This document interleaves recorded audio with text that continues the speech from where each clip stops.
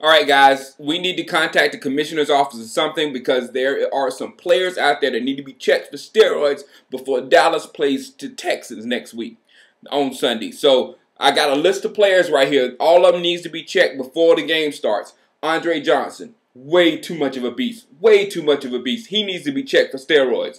Demeco Ryans, Jacoby Jones, Igor Olshansky, Mario Williams. Did you see him go into beast mode last week and almost kill Trent Williams? Mario Williams. Matt Schaub. Where's Matt Schaub's hair? Could it be the steroids? Could be. Arien Foster. How? How does that happen? How does Arien Foster become that and become that quickly? Steroids. Check all those guys on the list before the game and we'll be all right. But I've been thinking about the game. We did see one guy, their tackle went out for steroids, which is good. So things are getting a little bit better. If we do somehow pull out this game, this is our Saints game. You know, I'm at the same place as I was before the Saints game. At like, this team is done. So that's what my mind is. And the Saints game pulled me around a little bit. So if we can win this game versus the Texans, it's going to pull me back a little bit. And then the schedule won't look as bad moving forward because there are some winnable games. You know, I looked through it again, and there's some winnable games here and there on that schedule. It's just we have to win the winnable games and win some of the non-winnable games. The Texans is one of the non-winnable games at this point. So if we pull that out, then we're back.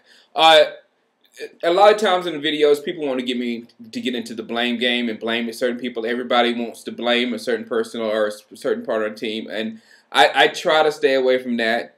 You won't find me. I will point out people that do badly or don't do well, but I'm not blaming everything on that one person. That's what we do in Dallas. We are the most knowledgeable, ignorant fan base in the NFL by far. By far. We think we know everything when we really know nothing. You know, and we yell to Jerry, you need to cut. Or we need a receiver, and Jerry does whatever we want him to do. So we're part of the problem in Dallas. So if we don't shut up like we did during the Parcells days, no, we didn't during the Parcells days, and that's what did it. And I was part of that. I was part of the get Parcells out of here. I hate that conservative offense, blah, blah, blah, blah. I was dumb. I didn't understand Parcells was putting football into Dallas. He was putting football in it. And I didn't get that. And now when I go see all these teams that you know, of his people, I see it. I say, oh, when you go into Miami might not have better players than you, but you're going to play football. You know what I'm saying? So I'm not going to blame anybody. If you see me talking about Tony Romo, it's because he's getting our wide receivers killed, and he needs to stop getting them killed and stop getting our tight end a concussion. Throw it to them when they're open and not when 3 or 4 people are coming at them. You know, things like that. Put the ball in better places so they can catch the ball and do better things with the ball. I'm talking about improvement. I'm talking about getting better so we can get to the next level. D'Angelo said, Chango, you pulled the same crap last year. You know, we were NFC champs and we done this and we won a playoff game. If that don't sound like an Eagles fan, I've never heard one before in my life. I don't give a daggum about an NFC championship. That NFC championship can kiss my black. You know, I want Super Bowl victories. That's what we play this game for.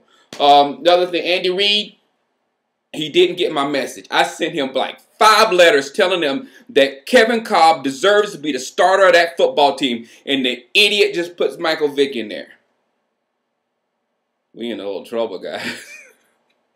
That dude, like ESPN was saying this morning, his play didn't get him kicked out of the league. His idiotic mind did. So if he doesn't, we can just hope he does something stupid and become an idiot again and get kicked out. But that dude, I mean, he's looking really nasty, guys. And he was the one mobile quarterback that could get his team to the next level. You know what I'm saying? He was the one guy that could do that. He got Atlanta, and the reason why they did that, Atlanta led the league in rushing every single year. And I tell you what, you go back and look at the teams that lead the league in rushing, you'll see the teams that's fighting for the championship at the end. That's guaranteed. Speaking of idiots, Braylon Edwards is an idiot. I just got to end my video off with that. And I'm not judging because of DUI. I am so against DUIs. It's pitiful. I will talk against it any chance I have. I will make sure somebody doesn't drive if I can. Whatever I can do personally to stop someone from drinking and driving, I pledge to do. But I will not judge a person that did it, because sometimes we are human. We have mental mistakes. That's not what I'm calling Braylon an idiot about.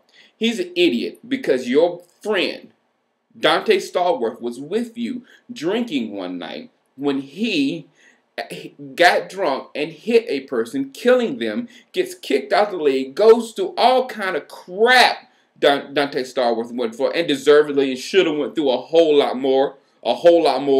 Maybe if that dude he hit could speak English, maybe he would have went through a whole lot more. You know what I'm saying?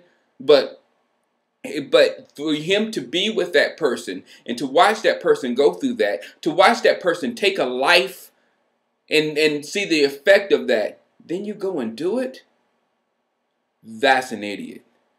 And I saw when he was doing the Dougie, when he caught that touchdown pass money. That's an idiot. All right, holla.